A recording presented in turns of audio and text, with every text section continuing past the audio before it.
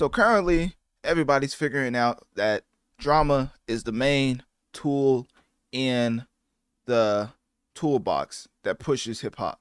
And I mean, look no further than Megan Thee Stallion's new single "Hiss," where she's talking all over. Is more of like a biography, an audiobook, something not similar to a bona fide hit. Let's just say that. Talking at the beginning, middle, end of the track, but it has debuted or a debut at #1 on the Billboard Hot 100. And obviously, she becomes the third female rapper ever alongside the queen, Nicki Minaj, and Lauryn Hill to achieve this feat.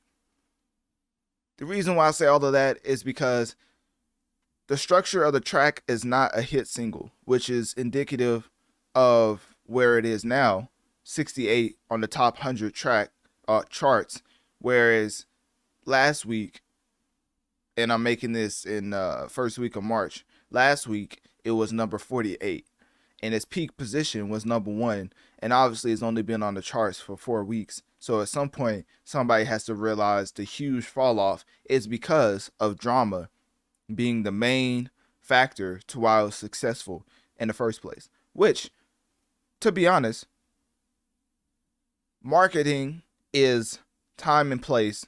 And if Megan Thee Stallion was able to become the third female rapper to ever have a solo #1 track, then I guess by any means necessary, that feat was accomplished. So anyways, HISS also topped the Hot R&B and hip hop songs and Hot rap song charts, of course. I mean, if you top one overall, then, you know, the specific genre charts, you're also #1. But, of course, the feud with Onika came and went because Nicki put out Bigfoot, and Megan Thee Stallion didn't really respond because technically her successful track was the response, because even after all of the shenanigans that Nicki was doing as far as going on a whole 7-day tirade talking about Megan tweeted out she basically congratulated her fan base for getting her track overall to #1, saying, quote, "Thank you, thank you, thank you!" Exclamation point. Hold up.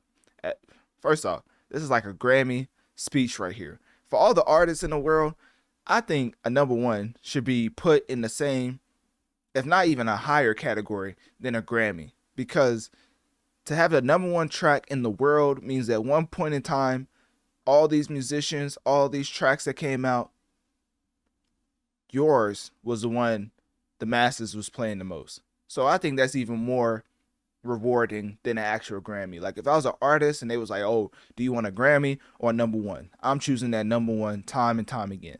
So anyways, she said, "Thank you, thank you, thank you!" Exclamation point. Thank you, God.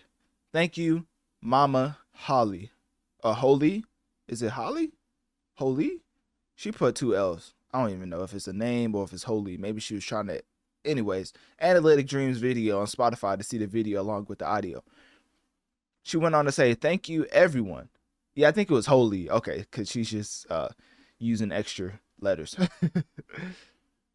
"Thank you, everyone that took the time out of their week to go hard and make this happen. I love you. I appreciate you. I'm so grateful," with a lot of emojis.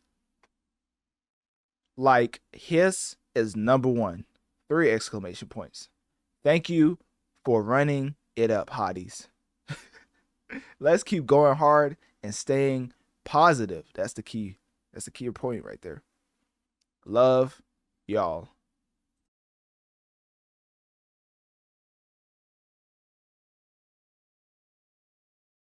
So all I want to say is, of course, Megan Thee Stallion has had success on the charts before. It's the first time that she's ever been the solo act on a track and it go #1.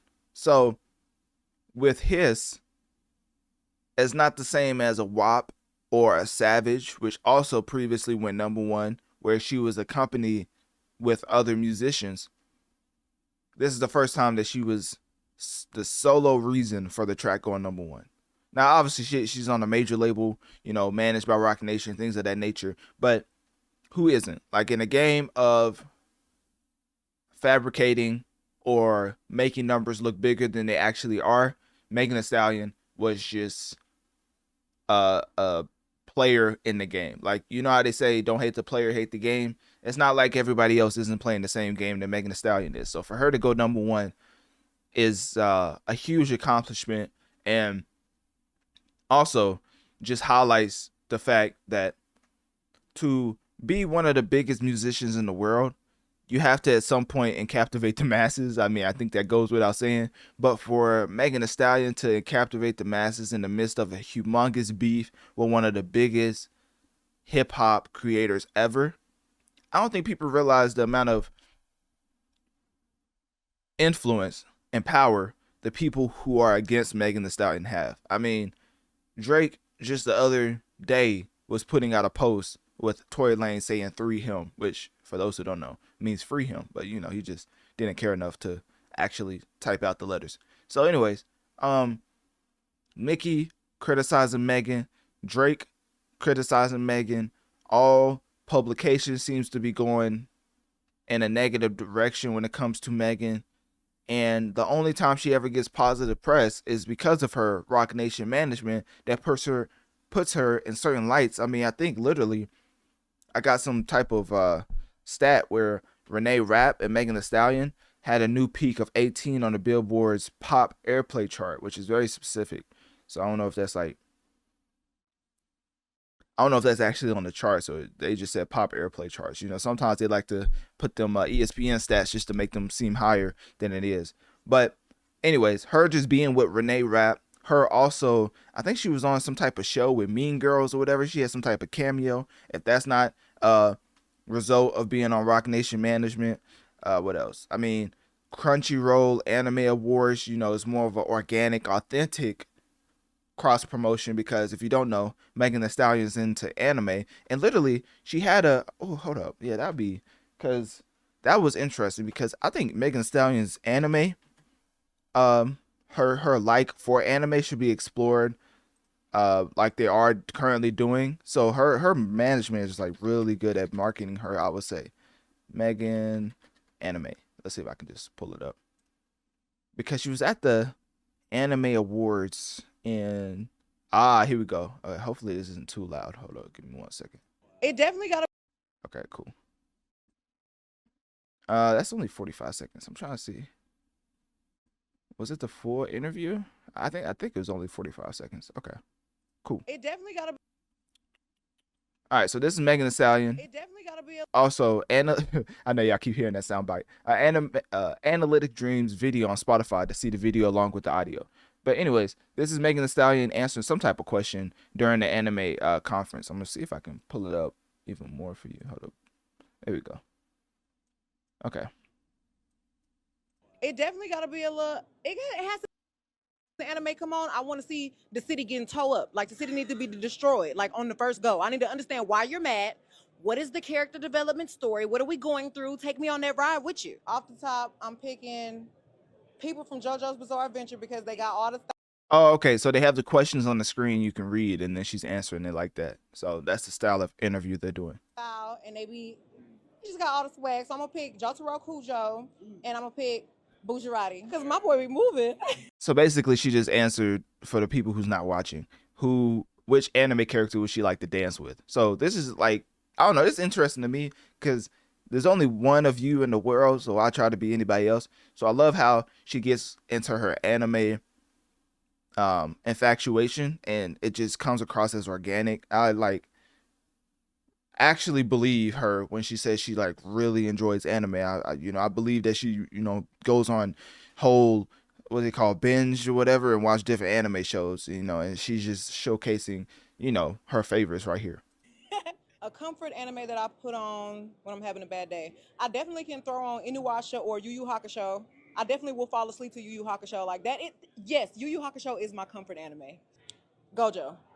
Because Gojo could do anything. So yeah. Okay, so she's basically talking about anime character that she would have back her up in a freestyle. So that's basically it. You get what I'm trying to say, right? So basically, the management, which is Rock Nation, is doing a tremendous job with Megan Thee Stallion. I mean, I think she was just on Big Mouth not too long ago.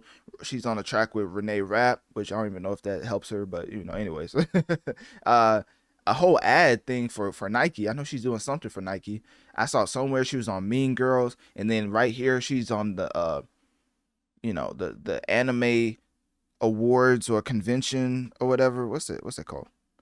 The Crunchyroll Anime Awards.